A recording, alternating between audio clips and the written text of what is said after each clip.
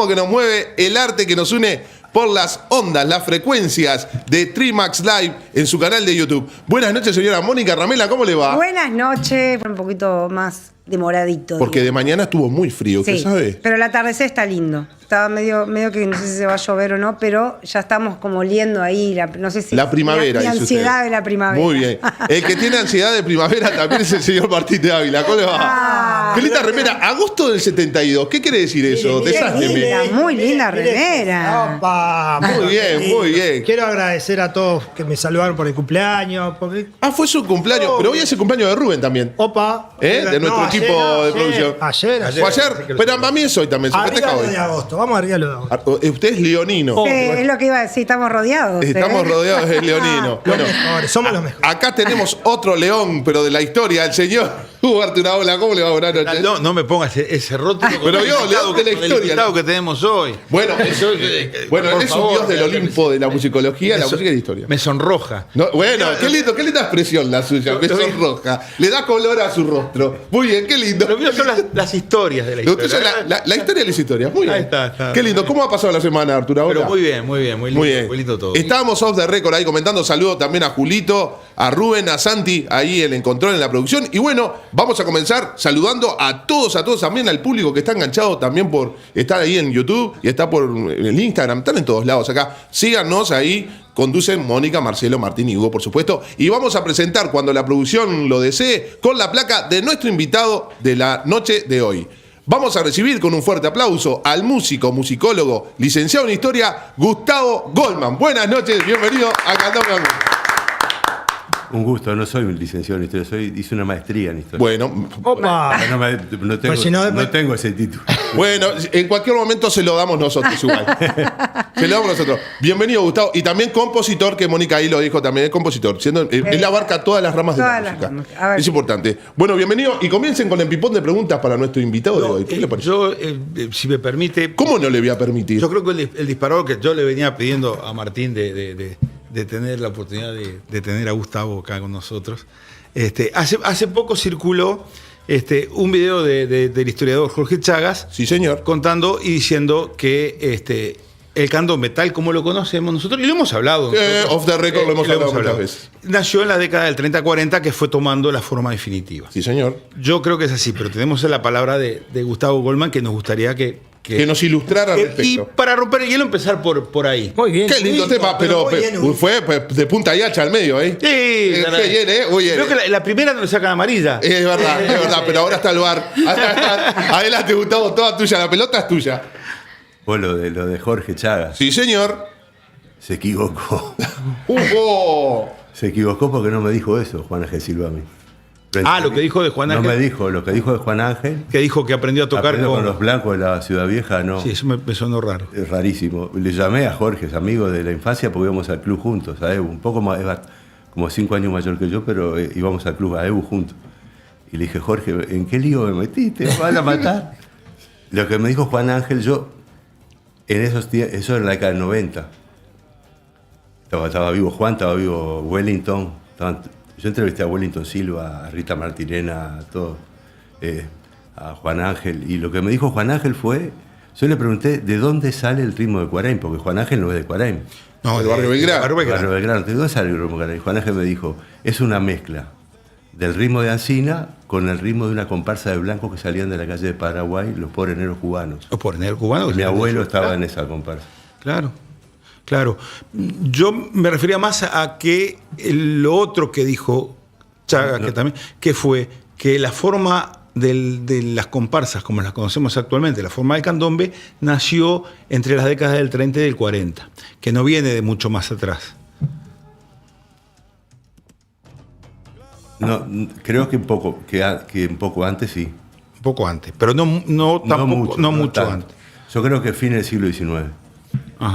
Seguro que después de 1870. Claro. El candombe, el ritmo de candombe que se toca es un ritmo de carnaval. Exacto. No es un ritmo de la sala de Nación, no tiene nada que ver con Muy eso. bien, Marcelo. Lo hablamos. Es un ritmo formado en el carnaval, no claro. Tiene que ver. Tiene que ver con los conceptos. El aporte que se hizo de lo africano es un aporte del concepto del ritmo, el concepto musical. no una música en particular. Cuando hablamos del concepto, hablamos del patrón rítmico. Hablando De la manera de entender el concepto rítmico. Bien. La música que estaba, porque las comparsas de carnaval todas tocaban el repertorio de moda. Acá estaban las salas de Nación, como dicen, como todos conocen. Claro. Yo investigué eso en la sala de Nación y tenían sus manifestaciones culturales, religiosas, que no hay rastro, no hay documento. No hay documentos de la existencia. Claro. No hay documentación de cómo era, qué pasaba. Claro.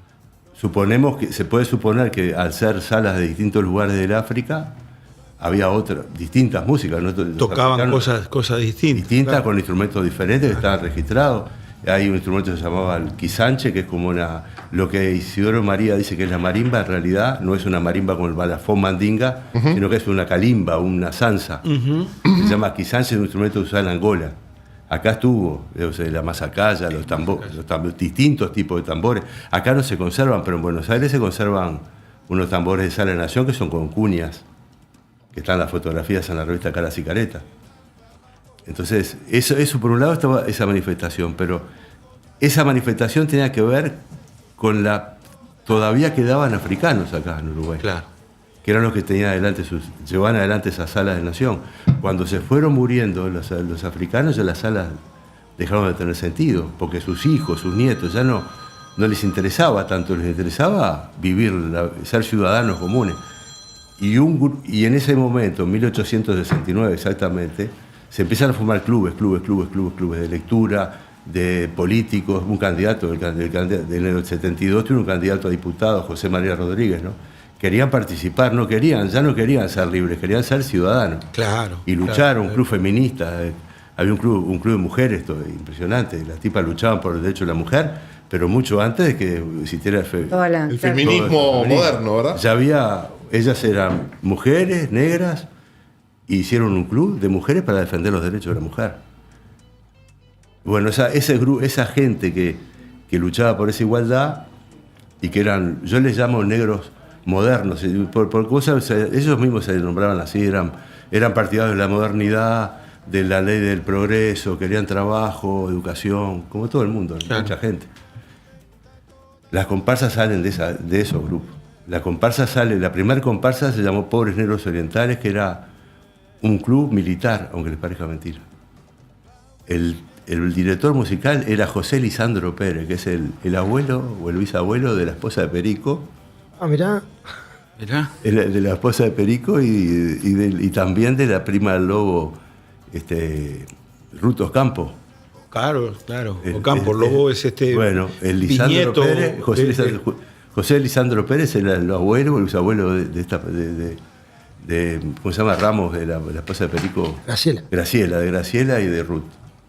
Bueno, ese era el director musical. Y la música que tocaban eran polcas, valses, habaneras, y la música que más tocaban era la habanera. La habanera, eso es un tema. Saca su luz. Claro, lo que hablamos, el instrumento principal no era en esas nuevas comparsas que emergen de los clubes y de las sociedades posteriores a las naciones, no era el tambor.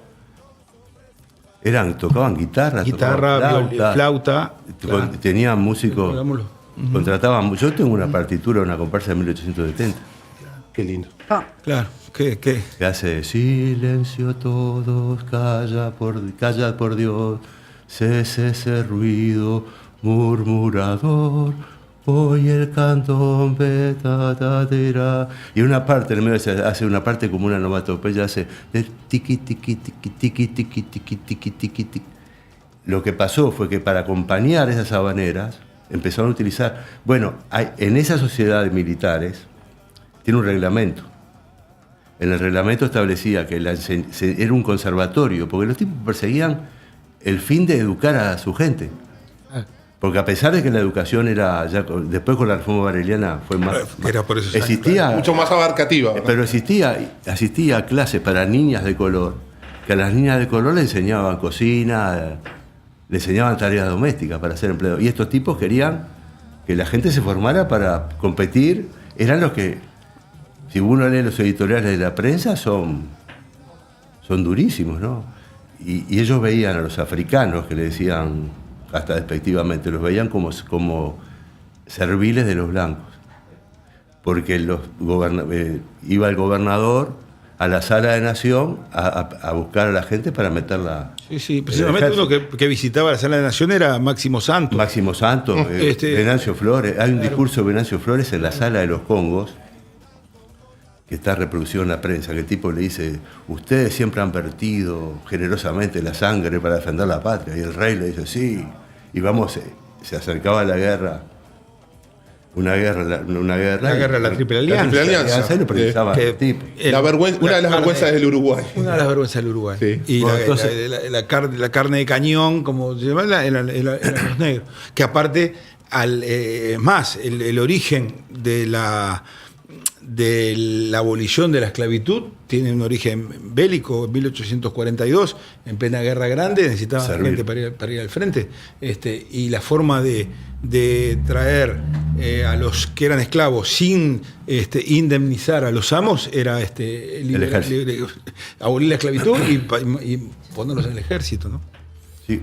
Entonces, en el reglamento dice los instrumentos que se enseñan: piano, guitarra, flauta, violín, y enseñan instrumentos a la africana. Para los instrumentos a la europea, entre comillas, cobraban $1 por mes. Los de la africana era gratis y el canto era gratis, y pagaban si faltaban a la clase una multa. Pero dice que hacían los instrumentos de la africana. Dicen cuál era la función. Dice: los instrumentos de la africana cumplen la función de acompañar a la música.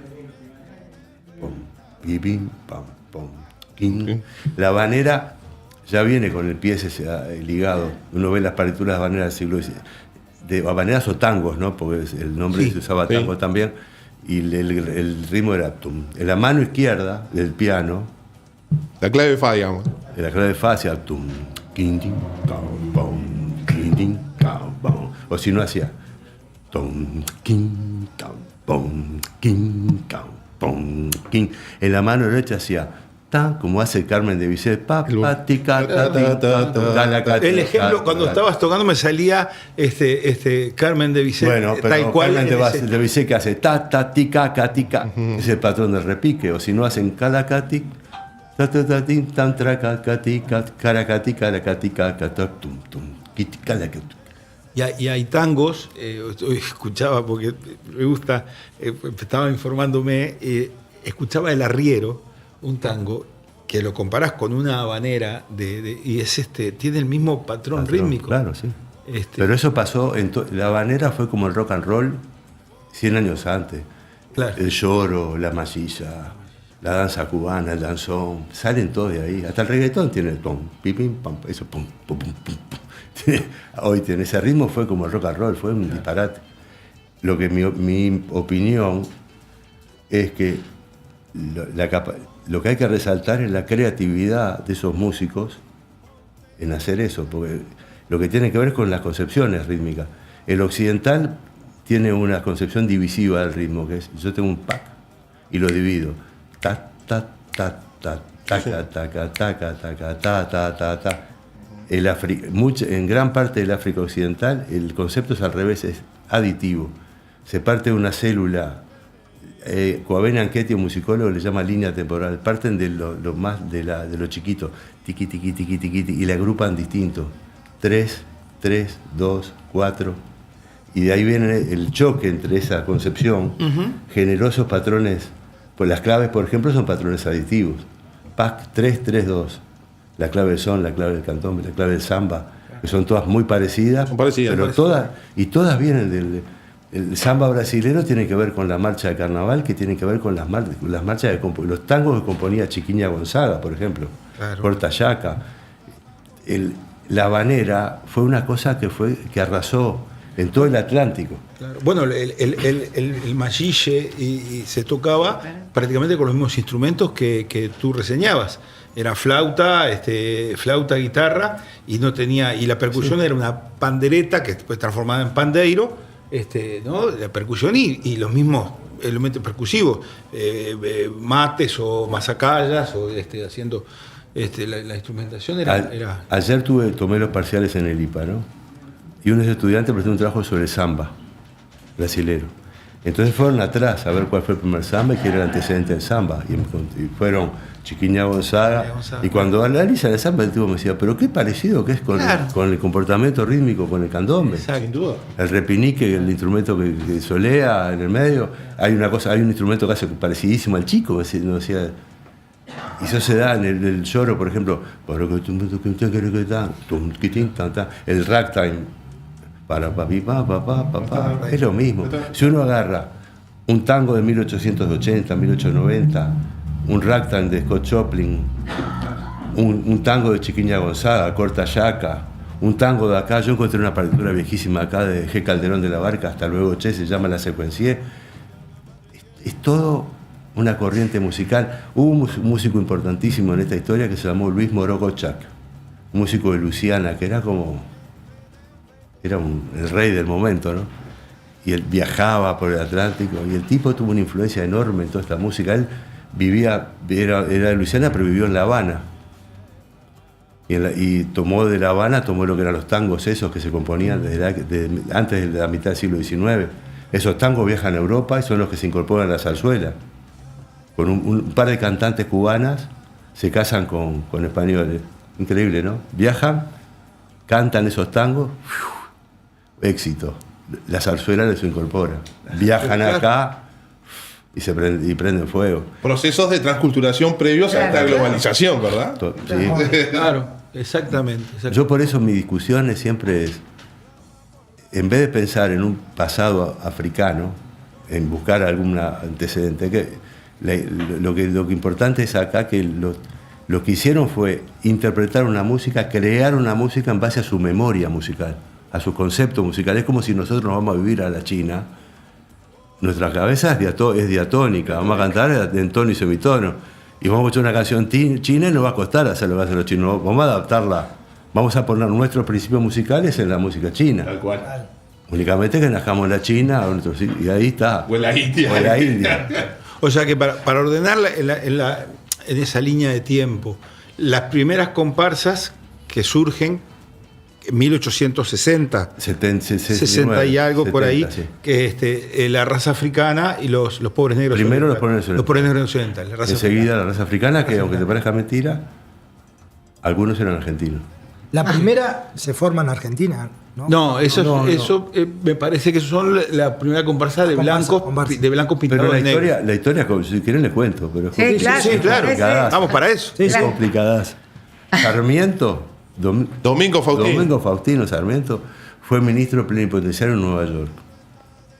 En Buenos Aires habían ido a actuar los Christy Mistrels, que eran los que se pintaban de negro. Mistrel, claro. Sarmiento fue y quedó muerto. Cuando vuelve a Buenos Aires, fomenta la creación de una comparsa de blancos, se llamó Los Negros, que estaba Ricardo Rojas, estaba gente importante, Ricardo Rojas, Mackay, Barreda, son todos jóvenes de clase alta. Muy alta. Y intelectuales, después fueron importantes. Y el tipo fomenta eso. Esa comparsa empieza a imitar las cosas de los negros argentinos, que en Buenos Aires había tantas o más, había muchísimas comparsas, y había muchísimos clubes, muchísimos diarios, tuvieron diputados, A pesar de Francisco de Liniers. Sí, pero tuvieron una actuación tremenda. Bueno, la familia Mendizábal, de Rosendo Mendizábal, el autor del tango El Entrerriano, que es uno de los primeros, considerado el mejor primer tango, sí. Es de una familia, es descendiente de Rosendo Mendizábal, como un militar afroargentino que se fue a vivir acá en Montevideo. Pero la familia Gavino Ezeiza, la familia La Madrid, familias históricas en Argentina. Faustino se crea ese grupo de los negros, que tiene una revista que se encuentra, está en internet, publicaba en prensa, esa comparsa. Vienen a Montevideo en el 67, en el 68, un éxito en el carnaval de acá, fulgurante. En el 69 se crea la comparsa por unos orientales. Los negros argentinos cantaban: aquí está la comparsa de los negros, la más constante y leal, que a las amitas saludan en el nuevo carnaval, fieles en cuerpo y alma, Y en el 70, cuando salen por los orientales, cantan: aquí están los pobres negros, la constancia más constante y leal, que a las amitas saludan, es el nuevo carnaval. No existía Gadu ahí. No existía tampoco. Claro. Pero para que vean lo complejo de esto y la creatividad de los tipos, pero eso no pasó solamente acá, porque esta mezcla que pasó acá pasó en todos lados, y la música afro es la música popular de casi del mundo, ¿no? Sin duda. Claro. Sin duda. Ahí los pobres negros orientales, Martín, le cuento, había un pariente nuestro, ¿sí? uno de los fundadores, Manuel Aturaola. Así que Mira, Señor. sí, el Club Sí, Igualdad. señor, el Club Igualdad. Sí. Aturaola, que después, porque mi abuelo, que era Aturaola, después fue Arturaola, pero digo, el origen se ve que. ¿Pariente Mirá. tuyo? Sí. No, suponemos que era Re importante. Aturaola no es un apellido. Re importante fue ahí. Él, Sí. Marcos Padín, Andrés Seco, tuvieron. Pero aparte, esa impronta militar que tiene, la tiene hoy la comparsa. Sí, señor. La tiene hoy. La marcha como van. La marcha. Claro. Los que llevan adelante, porque las comparsas en esta época usaban armas de verdad. Adelante iban con lanza. Pero ¿qué pasaba? Los lanceros africanos. Hubo una Se comparsa. peleaban y se mataban. No se mataban, pero se Sí, lastimaban. Les prohibieron. Les pusieron armas de madera. Se agarraban a los palazos. Y también los metían presos. Hay una historia famosa de una pelea entre los lanceros y los ñanzas en Soriano y Yaguarón, que terminaron con heridos y más de la mitad en la. Pero eso. ahí es lo interesante la investigación, ¿no? Uno donde descubre eso, en el archivo policial. Claro. Vas al archivo general de la Nación, pedís Ministerio de Gobierno, agarrás las carpetas y se fueron conducidos a la prisión, la comparsa esta, porque agarrás a los palazos con las armas de madera. Antes eran armas de verdad. Y después las sustituyeron por esos símbolos que tienen ahora, la media luna, mira. la estrella. Claro. Que eso también proviene, había salas de naciones que eran de musulmanes, ¿no? Podía ser Porque había una herencia ahí. islamizada, pero cuando se pusieron esas estrellas no existía más ninguna sala islamizada. Claro, eso es O verdad. sea, Eso lo es que verdad. se sabe que la medialuna es muy parecida al arma esa Al que arma. se usaba para cortar los O sea tendores que a los caballos. viene más por ese, Viene más por ese lado. ese Qué lado que por el lado. interesante, ¿no? No sabía. Y después, otro tema. En el Uruguay en España hubo una crisis económica tremenda en 1830. Y le sobraba gente los traficantes de esclavos le habían hecho muchos favores al Estado. El Estado le debía plata a los traficantes. Entonces, para compensar, hicieron un acuerdo con el Reino de España por contratos con vascos y canarios. Les mandaban vascos y canarios como semi-esclavos. Ahí también, en esa época, venían africanos que venían contratados como colonos africanos, que después eran esclavos ilegales. No había tráfico, pero Tenían un lapso de vencimiento. sí, que después no lo respetaban y Claro. ta. Y los canarios y los vascos formaban parte también de la parte de población más pobre, y formaba parte también, junto con los afros, con los negros, de los batallones de cazadores. ¿Quiénes son los que usan cinta y alpargata en las patas? Los vascos. ¿Quiénes usan boina? Los vascos. Mirá. Tremendo. Y la comparsa era militar, ¿no? Ese origen militar es tremendo. Pero pará, pues, seguimos, porque es tan interesante todo que tengo miedo de que perdamos. La comparsa nacen y tocaban estos instrumentos y los tambores. Cuando nacen los negros lubolos, son los que dejan de lado los instrumentos tipo europeos y... No. Ajá. Pero hay cosas interesantes. Las comparsas blancos eran pocos. La primera fue los negros lubolos, fue de 1874 acá. Unos años posteriores. Eran pocos, eran 20. Eran pocos y no tenían mujeres. Y las comparsas eran mixtas, la de negro. Y la de negro eran 70, 80. Y bailaban los tangos, bailaban abrazados. Se lo puedo demostrar. Eran muchos. Lo que pasó es interesante, puede ser hasta cuestiones políticas tienen que ver con esto. En el 72 tuvieron un candidato a diputado, en las elecciones del 72, que se llamó José María Rodríguez. esas elecciones hubo fraudes, como siempre, en esa época, y los blancos y colorados principistas se retiraron, entonces no precisaban más del diputado. Y lo borraron. Y se llevaron tremenda decepción.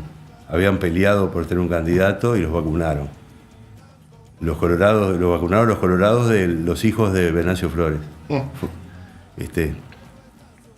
Y los tipos, increíbles, porque encontré de casualidad en la prensa, no me acuerdo si fue en la propaganda, encontré una entrevista a Andrés Seco, que era de los del 72, los que estaban en La Conservación, que era el primer periódico. La Conservación. Y el loco dice una cosa bárbara, porque dice, esa decepción que tuvimos hizo que nosotros miráramos hacia las clases populares e incorporáramos a las clases populares afro en sus clubes. Y ahí y ahí también se inyecta una cosa nueva en lo que es la comparsa de carnaval. Lo que hoy son los toques de tambores, tocaban esa música, tom, pipi, y acompañaban instrumentos, y en un momento en la partitura dice marcha de tambores. Como que la música para y los tambores marchan. Los tambores son los que van son los tambores los que marchan. al frente. Hay cosas que son medio difíciles de demostrar, pero uno puede hablar de lo que sabe. De lo que piensan o No, claro, porque Claro. aparte hay mucha cosa que es conjeturar. A veces, muchas Claro. veces, y que hoy, lo hablábamos hace unos días, hay un relato que se ha transformado, pero que los datos no acompañan tanto ese Bueno, relato. Por eso, hay cosas que son ciertas, que los datos salen de la gente que deja datos. Claro. Tal cual. Entonces hay datos que no se conocen porque hay gente que no los deja. Nosotros no dejamos muchos datos de nuestra vida en realidad, ¿no? Hay gente que sí deja más datos. Tienen más poder, te ocupan cargos jerárquicos y dejan cosas. Pero también, eso es cierto, que puede haber una historia oculta que no la conocemos. Pero si no la conocemos, no la conocemos. Claro. Y otra cosa que hay que tener claro, que uno cuando investiga, todos tenemos prejuicios, tenemos ideas previas. Lo que no podemos dejar es que nuestras ideas previas Claro. gobiernen Claro. la labor. Claro. Entonces yo puedo hablar de lo que sé. Exacto. De lo que no sé no puedo adivinar. Me gustarían algunas cosas, pero de ahí hasta a que sea cierto. Gustavo, ¿cuál, así vamos, Sí. está interesante, ¿eh? ¿Cuál fue tu primer acercamiento al candombe? Como proceso de estudio, por ejemplo. Eso fue interesantísimo.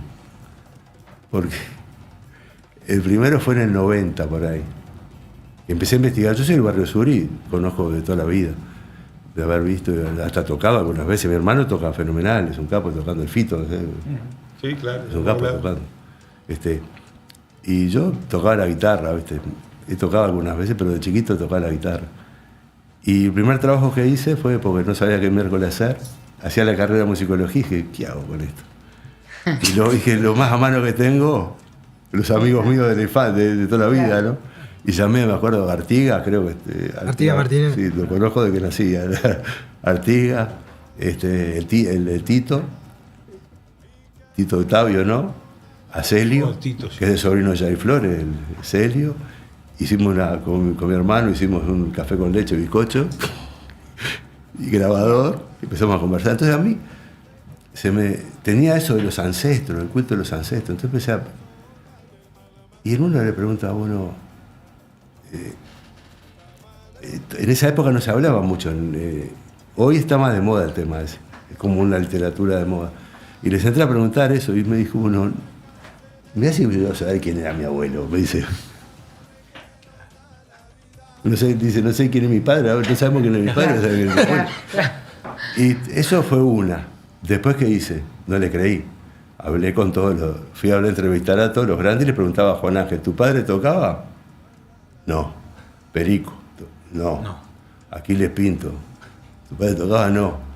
No, para aquí le tocaba el bandoneón. Sí. Julio tocaba el bandoneón. Una orquesta Entonces, con el padre uno Guaguá. dice, ¿dónde aprendieron a tocar? Con los que sabían tocar, en la calle. Claro. En la calle. Capaz que algunos sí el papá le transmitió, ¿viste? Claro. Pero esas cosas que se repiten. Sí, Pará, sí. volviendo a lo de Juan Ángel que nos quedó, Sí. que yo te interrumpí, que ese cuento, él aprendió a tocar, él dijo, el toque, el toque que nace, el toque de Cuarén, es una mezcla de toque de Ancina Con el toque con los de pobres negros negros cubanos que eran de ahí, de Cuarén. Le pregunté por los colores de Cuarén. Sí, Me dijo lo mismo. Es una mezcla de los colores de Alcina con los colores. sí, está bien. Con los negros Era el cubanos. rojo, blanco. Sí. Lo mismo. Vos sabés que es curioso, porque incluso hasta los pobres negros cubanos, esto lo debes saber, y creo que lo hemos hablado, No sé nada. le dieron nombre, corrieron los límites del barrio sur.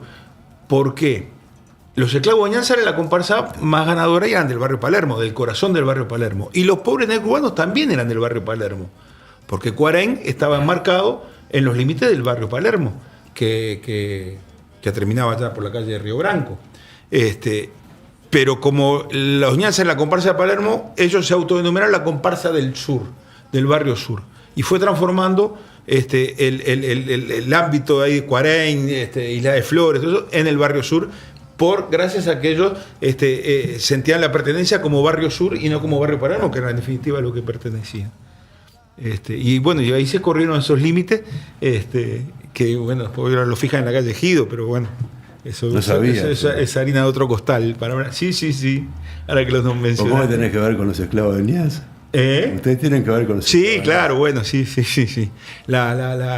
Mi bisabuela, que era la tatarabuela de Martín, cosía la ropa de los esclavos de Ñanza allá en la calle Ejido y bueno, van a sacar en el tiempo mi viejo sacó los esclavos de Ñanza, pero digo, no por eso, sino que esa historia me fue relatada oralmente y eso que fue así. Y Jorge me metió un lío barro, otra vez me llamaron, fue a echar una comparsa A la tango. a la tango. Lo primero que me preguntaron fue lo mismo, lo de Chaga.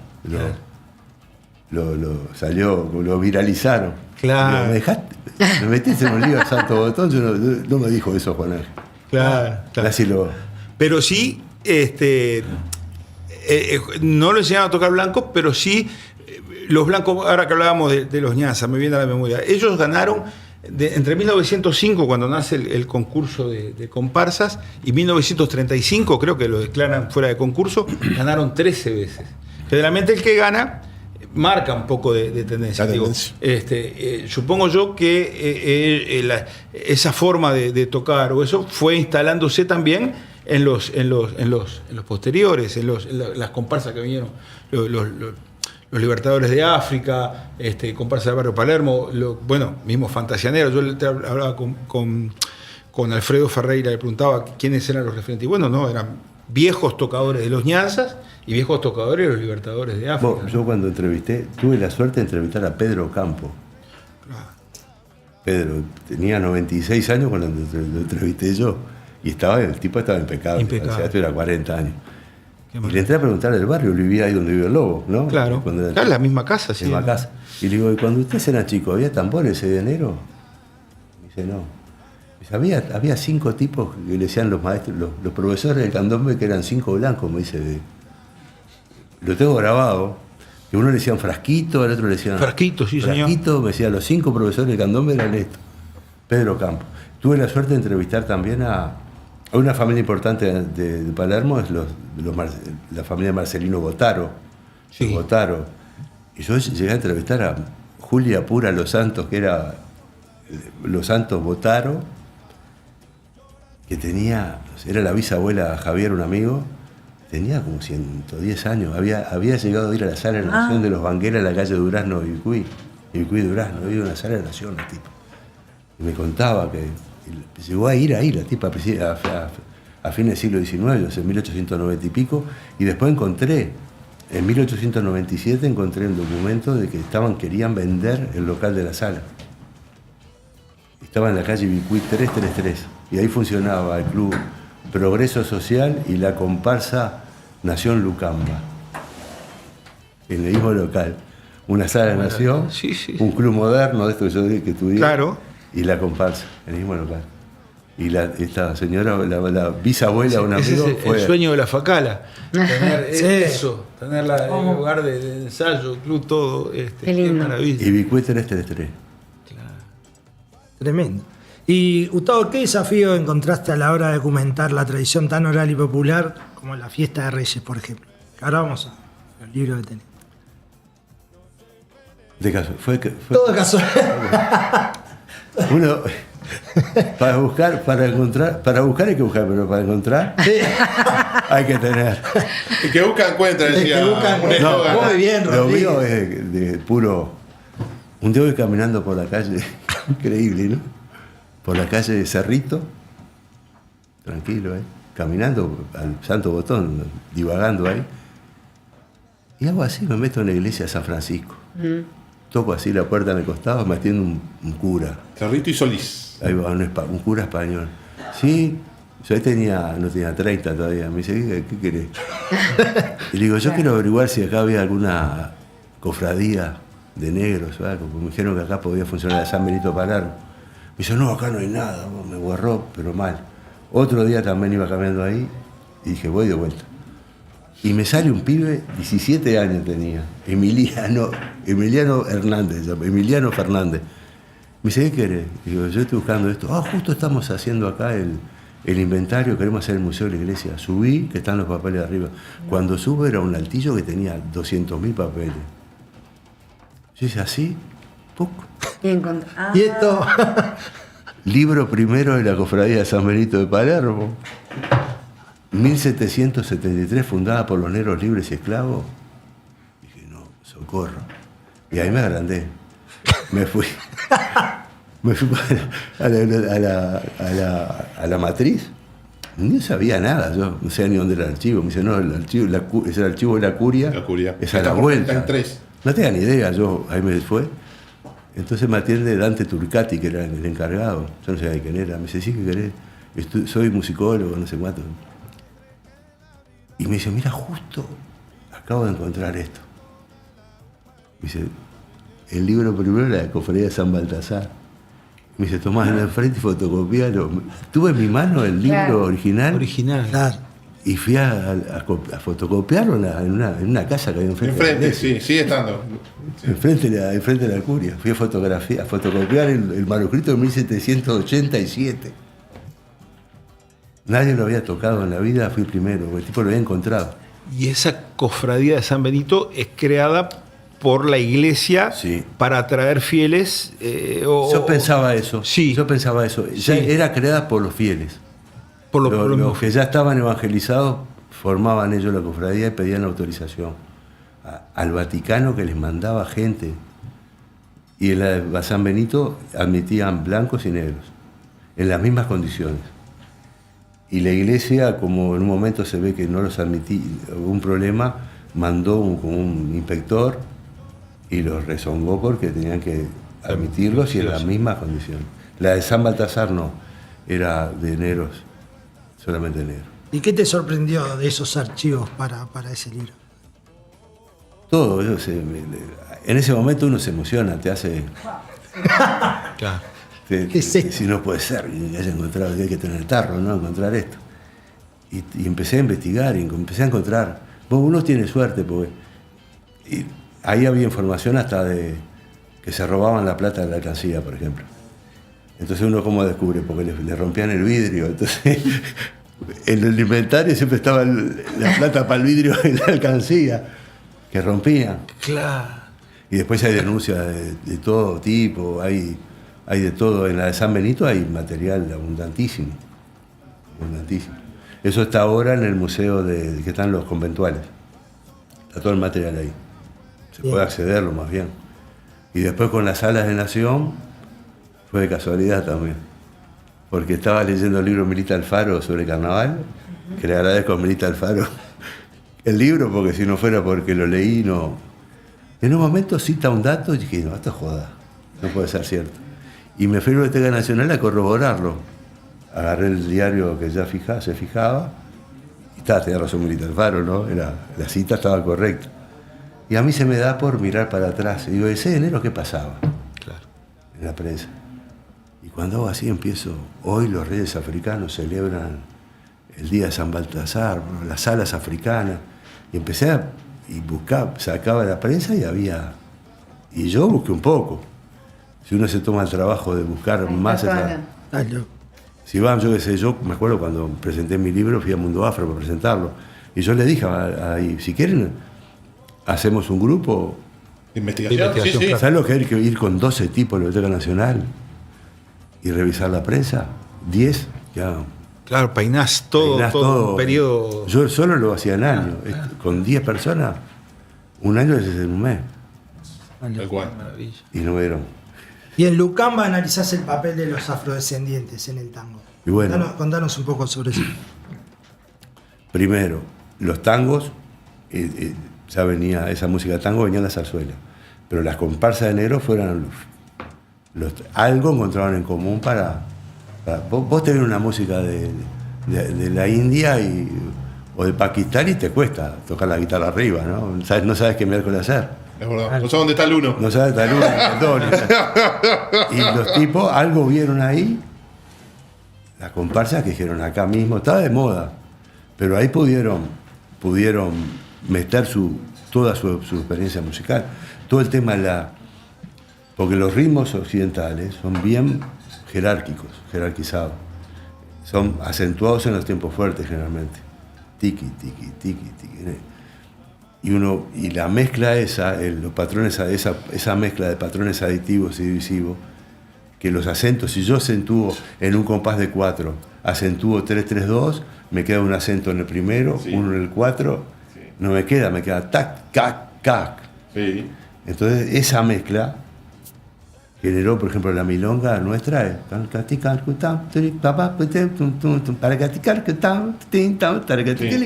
sincopado, todo sincopado y acentuado distinto. Porque los tipos, otra diferencia que hay, que para una concepción, porque uno puede tener las dos cosas, ¿no? Una concepción aditiva del ritmo no reconoce la síncopa, porque es así, 3-3-2, 3-3-2. Y yo cuando empecé a investigar, entrevisté gente y le preguntaba dónde está la tierra. Claro. Y me decía, cum, cum. Y le levanta. Cum, cum. Decían que la tierra estaba arriba. No, el elevar es eso. Los mismos que tocaban. ¿Qué sentís? Y estaban caminando en negra, pero sentían el cum. Cum. Porque es el golpe donde todos los tambores. Claro, se encuentran todos. Ahí chico, repique la madera, todos tocan ese golpe. ¡Paf! Y los tipos lo sentían con una potencia bárbara. Y en el tango generó eso, el que las comparsas de negros tomaran eso, generó que se mezclara todo eso. El candombe, el tango, la milonga y la habanera surgen en ese momento, en ese relajo que se armó en ese momento, surge eso. Eso pasó en Brasil también con el lloro, el tango brasilero, la marcha de carnaval, todo en ese momento. En Cuba pasó lo mismo. Lo que pasa es que en el estudio de la música popular, en los estudios de la música popular todavía quedan como resabios de algo como esencialista, ¿no? Y no existe nada existe que sea puro de ningún lado. Si creyéramos en Adán y Eva, los dos hijos ya son distintos que Adán y Eva.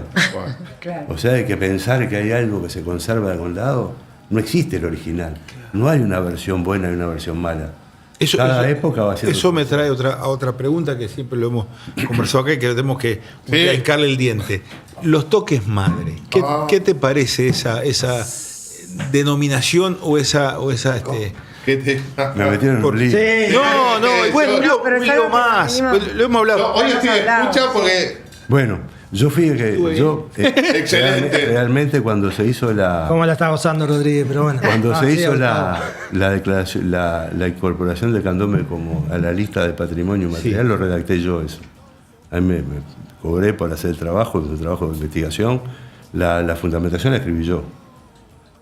Hubo otro equipo que trabajó conmigo, estuvo Oscar Montaño, estuvo Isabel Sanz, Clara Neto, que comandó todo eso. Bueno, estuvo Lobo, estuvo Perico, pero el que lo redacté fui yo. Yo en ningún momento digo de los toques madre, porque para mí no existe eso, los toques madre, no hay un toque madre. ¿No? Seguro, si no antes, ¿cómo? No hay toque madre, lo que yo planteaba que había, porque para que se declarara, fue una cuestión como una triquiñuela que me mandé. Me van a matar. No. Me van a matar. Para que fuera incluido. El que inició esto fue Gonzalo Carámbula. Sí. Que era el director de Cultura de Intendencia. El gobierno era el de Jorge Valle. Claro. Y él me pidió, me hicieron hacer un informe sobre.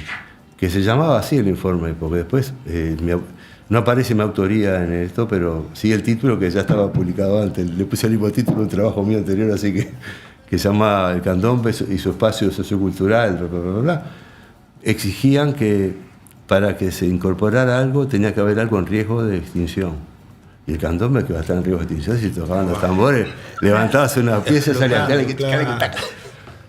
y dije, ¿qué miércoles hago? Y se me ocurrió que había toques de referencia en las comparsas, que eran el de Cuarén, en ese momento, ¿no? Sí. El de Cuarén, el de Ancina y el de Cordón, que el de Cordón también deriva del de Ancina, así que... Y que había como un desfasaje entre que todas las comparsas tocaban el ritmo de Ancina. Y de Cuarén tocaba la Roma, Curumbé. Y Sí, dos o tres quizá la de Malvin, ¿cómo es? La gozadera. La gozadera, pero no sé si en ese momento. No sé. Yo en ese momento encontré que estaba la Curumbé, que era una derivación de la Roma, y capaz que sí, puede ser que la gozadera, desde el amigo Ri. papá de Federico. Fue un gran cantante de tango. Gran cantante de tango. Muy Y buen Fede, tipo. un gran bajista, ¿Cómo no? Y buena gente los dos. la verdad. Un abrazo grande Y para a mí se me ocurrió eso, fundamental, que había un desequilibrio y que estaba en riesgo de extinción la existencia de la diferencia. Cuando se terminó ese proceso, salió el tema de los toques madre, ¿viste? Y yo le decía, si la madre es esa, ¿el padre qué? ¿El padre cuál es? No tiene padre. Igual que, bueno, también se dice que el tango es el hijo de la, no sé, Sí, no, sí. y también es un disparate. Sí. No, porque aparte de referencia a lo que vos hablabas, por ejemplo, Cuarén es un sincretismo entre el toque de Ancina y el toque No de los existe, moreneros el cubanos. original no existe. Cordón es el toque de Ancina con alguien me contaba Leopoldo Pintos, que ellos venían a tocar Ancina y llevaban a Cordón, y que no retuve el nombre, quien que tocaba, dijo, vamos a agregarle para no parecernos Ancina, un toque en el piano, un golpe más, y aceleró, y bueno, y quedó el toque de Cordón. eso cambia el patrón. Cambia el Cuando patrón. metes otro golpe, otro cambia el patrón patrón. y lo cambia. Bueno, la dinámica cambia, digamos. Cuando hablé con Wellington Silva, yo vivía en Carlos Gardel, 1134, y La Flores, y Wellington vivía pegadito a mi casa. Pegado a mi casa, bien pegado había Wellington. Divino, Wellington, Sí. fue técnico mío en Canillita. Entonces lo agarré a Wellington y le pregunté, ¿y el toque ese? Y el loco me dice, no, nosotros adaptamos mucho la manera de tocar para acompañar a los cantantes. El toque de Cuarén es mucho más, se adapta mucho más al candombe canción. Salvo en algunos candombes de Jorginho, en desalojo, ahí acepta ese del piano. Pero, y Bonito me dijo, nuestro ritmo tiene que ver también con la adaptación que hicimos. Claro. Pero fue al principio, en la década de 50 fue eso. Es más tangueada, ¿no? La forma de poner, más tangueada. Claro, más ralentizada. Ralentizada. Y aparte, volviendo, yo venía del barrio Belgrano de salir en Añoranzas Negras, la comparsa de Macho Lungo. Ahí estuvo mi abuelo Santiago Rumerito Rodríguez. Sí, señor. Después Punto Morenada. Por eso, y uno a veces piensa, los Silva vienen de Añoranzas Negras. Añoranzas Negras en esos años, como Miscelánea Negra de Emilio Riverón, también otra comparsa señera de los años 40.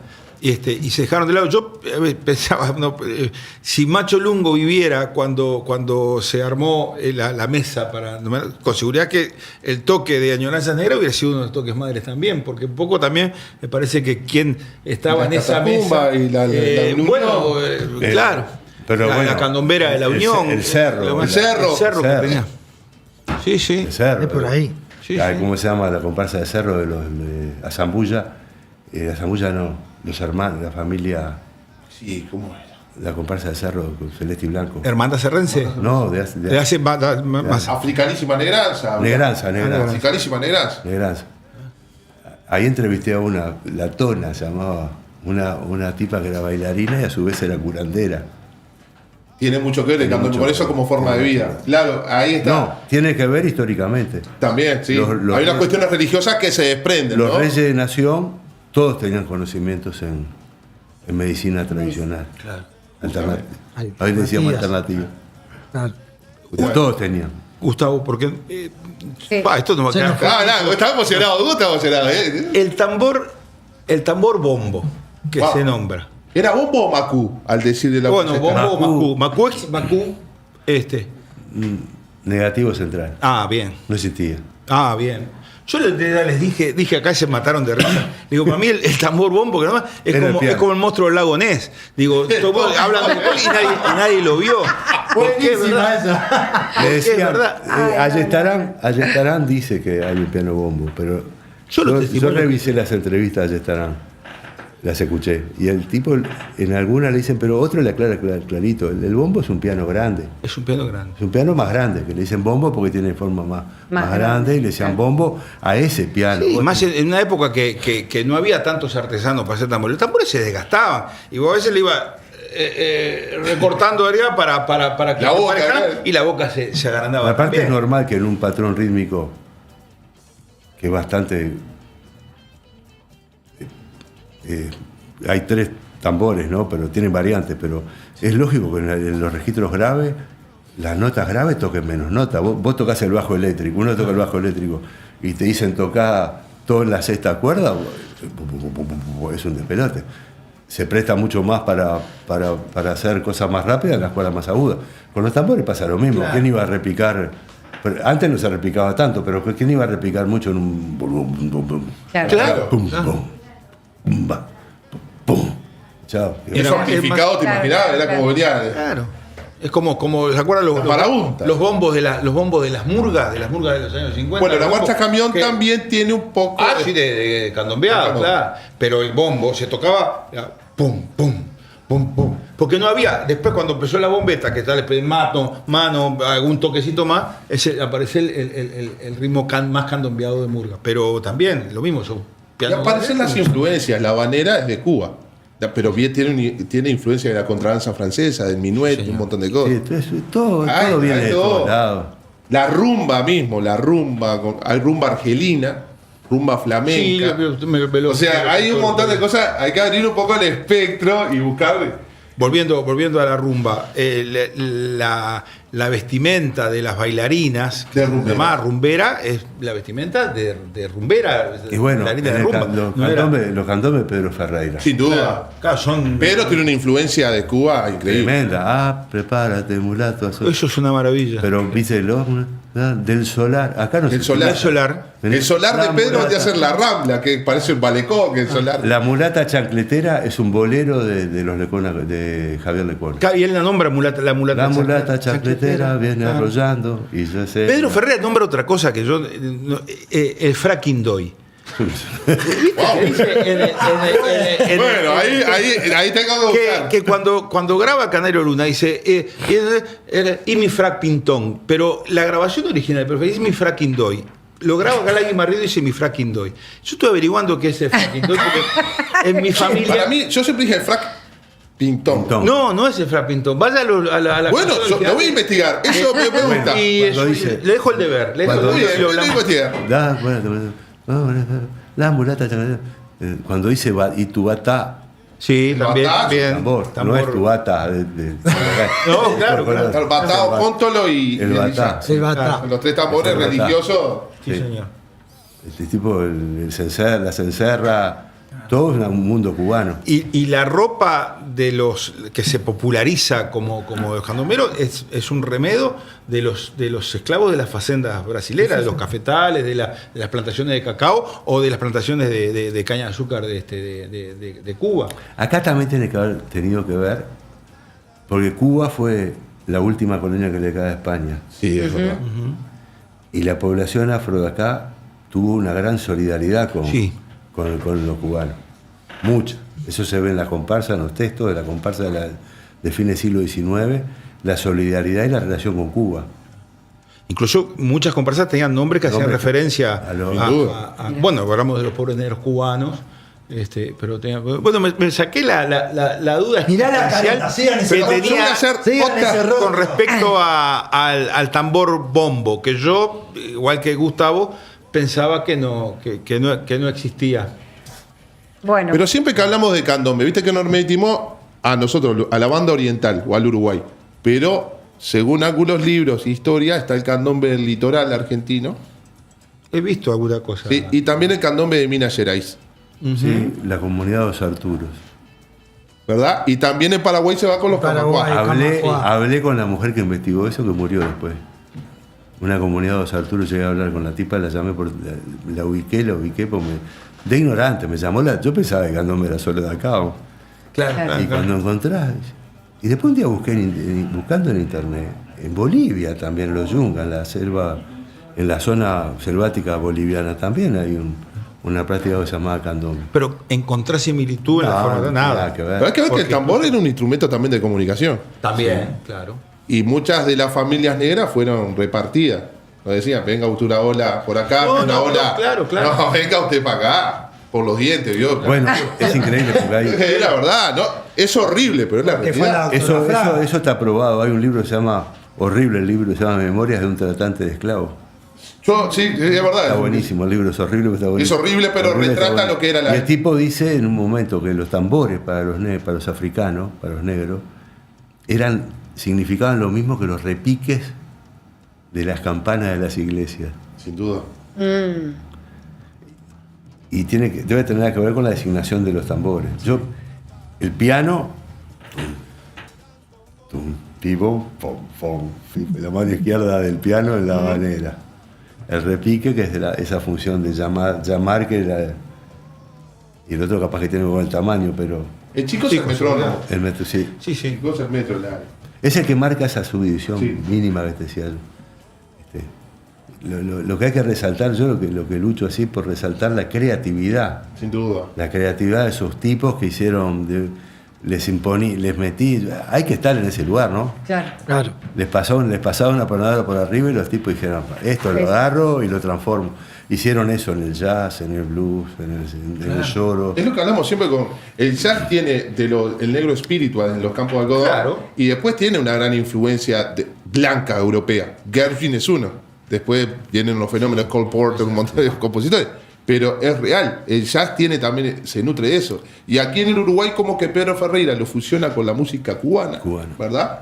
Por ese amor que Pedro le tiene cuando se va a Buenos Aires. Claro, que toma contacto Claro. exacto. Toma contacto con una orquesta. comunidad cubana muy importante. Y aquí con mi abuelo y con Ramos funda el Trío Tropical. El tiro de pica, sí, señor. Cuando dice, sí, señor. Hay una foto con Sí, señor. que las madres con una Erizo, mano. sí, es verdad.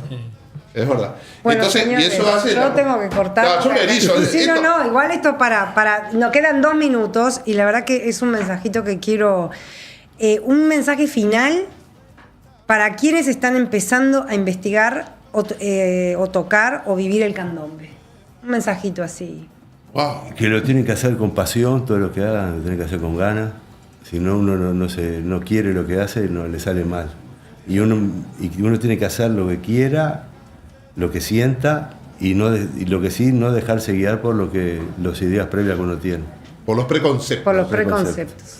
Muchísimas gracias. Qué divino. Gustavo. Yo, antes de retirarnos, le voy a pedir muy amablemente a la producción, a Santi ahí, porque tenemos un mensaje muy importante para dar. Este 29 de agosto, nuestro programa tiene el gusto de invitarlos a todos y a todas a abrir el corazón, a dar esperanza y, por sobre todas las cosas, a dar una mano. El Radisson Victoria Plaza abre sus puertas para una cena donde todos podemos colaborar. La cena de aldeas infantiles. Y usted que está mirando en su casa puede ser parte y adquirir un ticket, o si tiene una empresa, adquirir una mesa. Póngase en contacto con ellos a través de sus redes. Quiero saludar amablemente a Germán de León, director de Arte Aluminio, que se ha puesto junto a un gran equipo de aldeas infantiles y otras empresas como Trimax, Radisson, para que esto se haga realidad. Así que agéndenlo el 29 de agosto. Allí, Aldeas Infantiles por una causa noble, y también saludar a nuestros auspiciantes que aparecen allí. Feibi, un programa, ¿no? Una Vía Repuestos. Ahí tenemos también a Panadería y Confitería Nueva Montserrat, a Palermo Viejo, que ahora capaz que vamos por ahí a visitar las instalaciones y seguir hablando con seguir Gustavo. conversando. La doctora Gabriela Fraga, nuestra gran odontóloga que nos cuida estos dientecitos, a mí también Luis ahí en la Clínica Sofía. Allí, Glyph, Gustavito allí, y también a Veterinaria Atenas del doctor Cosía.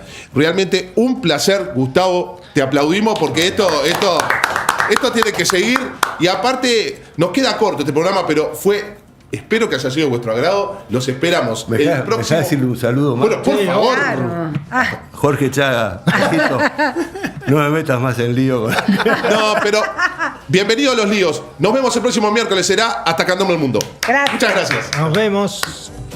Agonizando es